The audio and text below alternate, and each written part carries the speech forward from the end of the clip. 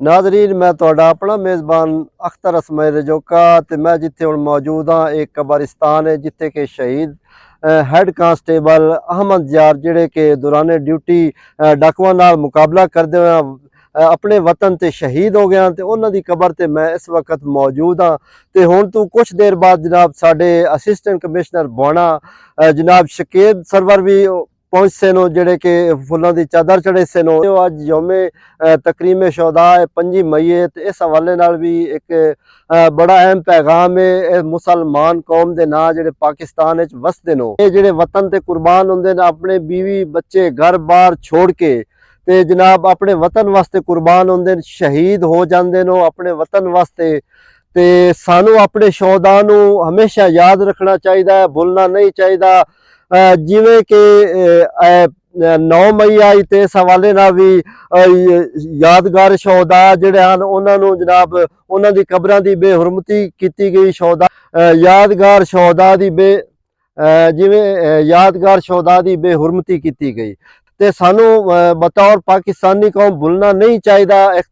सियासी इख्तलाफात अपनी जगह ते मैं कतन लेकिन इस चीज़ की असी पाकिस्तानी बतौर पाकिस्तानी मुजम्मत करदे हैं, शदीद मुजम्मत करदे हैं। जिहड़ा कि 25 मई नूं जिलाओ गिराव किया गया, शहुदा दी बेहुरमती की गई। शहीद की कबर है जिथे इस वक्त असी खड़ोते हैं ते मेरे नाल इस वक्त मौजूद हैं बाणे दी सियासी समाजी शख्सियत मार सकलैन जप्पा ते आइए उन्हां तों पुछदे हैं शहीदां दे बारे ते जिहड़ा 9 मई नूं एक वाक़या होया उस दे बारे भी पुछदे हैं। जी बहुत शुक्रिया भाईजान, आपने हमें इस काबिल समझा और टाइम दिया।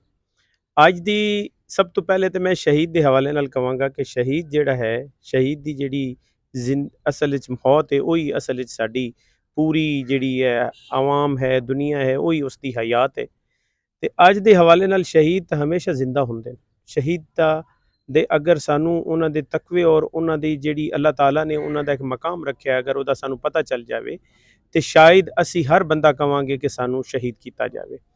ਤੇ ਇਹ ਜਾਮੇ ਸ਼ਹਾਦਤ ਨੌਸ਼ ਕਰਨ ਵਾਲੇ ਜਿਤਨੇ ਵੀ ਸਾਡੇ ਨੌਜਵਾਨ ਸਾਥੀ ਫੋਰਸਿਸ ਦੇ ਸ਼ਹੀਦ ਹੋਏ ਇਹਨਾਂ ਨੂੰ ਅਸੀਂ ਖਰਾਜੇ ਤਹਿਸੀਨ ਪੇਸ਼ ਕਰਦੇ। ਕੁਰਬਾਨੀਆਂ ਨੂੰ ਅਸੀਂ ਕਦੀ ਵੀ ਰਾਇਗਾ ਨਹੀਂ ਕਰਾਂਗੇ ਔਰ ਸਭ ਤੋਂ ਜ਼ਿਆਦਾ ਅਸੀਂ ਜਿਹੜੀ ਪੁਰਜ਼ੋਰ ਮੁਜ਼ੰਮਤ ਕਰ ਰਹੇ ਹਾਂ ਜਿਹੜੇ 9 ਮਈ ਦੇ ਹਵਾਲੇ ਨਾਲ ਇੱਕ ਘਿਨੌਣੀ ਹਰਕਤ ਕੀਤੀ ਗਈ ਹੈ, ਇੱਕ ਮਗਰਬੀ ਔਰ ਦੁਸ਼ਮਣ ਏਜੰਡੇ ਦੇ ਉੱਤੇ ਸਾਰੇ ਲੋਕਾਂ ਨੇ ਲੱਗ ਕੇ ਔਰ ਇਹ ਸਾਡੀ ਆਪਣੇ ਮੁਲਕ ਦੇ ਉੱਤੇ ਸਿਰਫ ਆਰਮੀ ਦੇ ਉੱਤੇ ਹਮਲਾ ਨਹੀਂ ਹੋਇਆ, ਇਹ ਸਾਡੇ ਮੁਲਕ ਦੇ ਉੱਤੇ ਹਮਲਾ ਹੋਇਆ ਹੈ, ਇਹ ਸਾਡੇ ਮਜ਼ਹਬ ਤੇ ਹਮਲਾ ਹੋਇਆ ਹੈ।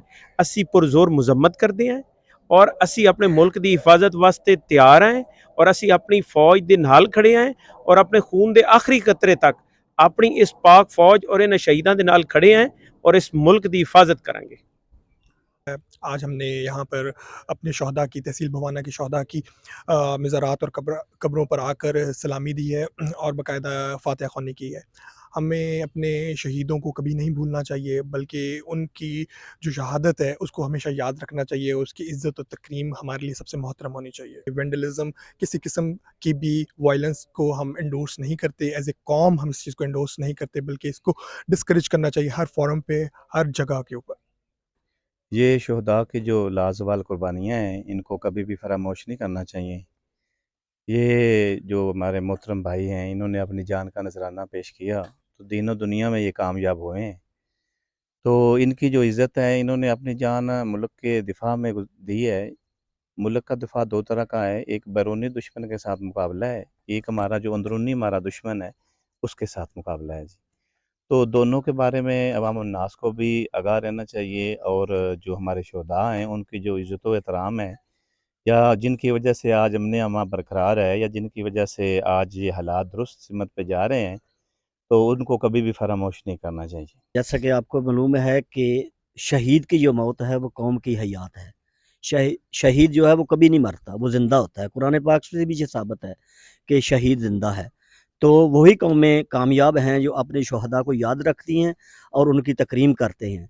ये गवर्नमेंट ऑफ पाकिस्तान और गवर्नमेंट ऑफ पंजाब का बड़ा अहसन इक़दाम है कि उन्होंने 25 मई को यौम शहदा की तकरीम के हवाले से एक दिन मनाने का ऐलान किया है और हम पूरी कौम गवर्नमेंट के इस फैसले के तहत आप देख रहे हैं कि शहदा की कब्रों पे हाज़िर हैं और लोगों को ये सबक देना चाहते हैं कि हमारे शहदा आज भी ज़िंदा हैं और हम उनके साथ हैं।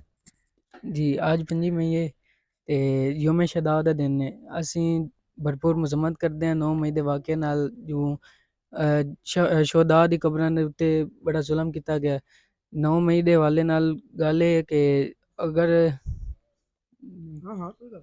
9 ਮਈ ਦੇ ਹਵਾਲੇ ਨਾਲ 9 ਮਈ ਨੂੰ ਜਿਹੜਾ ਵਾਕਿਆ ਹੋਇਆ ਅਸੀਂ ਉਹਨਾਂ ਦੀ ਮੁਜ਼ਮਤ ਕਰਦੇ ਹਾਂ, ਕਿਉਂਕਿ ਜਿਹੜਾ ਸ਼ਹੀਦ ਹੁੰਦਾ ਉਹ ਕਿਸੇ ਜਮਾਤ ਵਾਸਤੇ ਨਹੀਂ ਬਲਕਿ ਪੂਰੀ ਕੌਮ ਵਾਸਤੇ ਆਪਣੀ ਕੁਰਬਾਨੀ ਦਿੰਦਾ ਹੈ। ਜੀ ਜਿਹੜੀ ਸ਼ਹੀਦ ਦੀ ਮੌਤ ਹੈ ਉਹ ਸਾਡੀ ਕੌਮ ਦੀ ਹਯਾਤ ਹੈ ਤੇ ਅਸੀਂ ਆਪਣੇ ਸ਼ਹੀਦਾਂ ਨੂੰ ਕਦੀ ਵੀ ਨਹੀਂ ਭੁੱਲਣਾ। ਕੈਮਰਾ ਟੀਮ ਦੇ ਨਾਲ ਅਖਤਰ ਸਮੇਰ ਜੋਕਾ।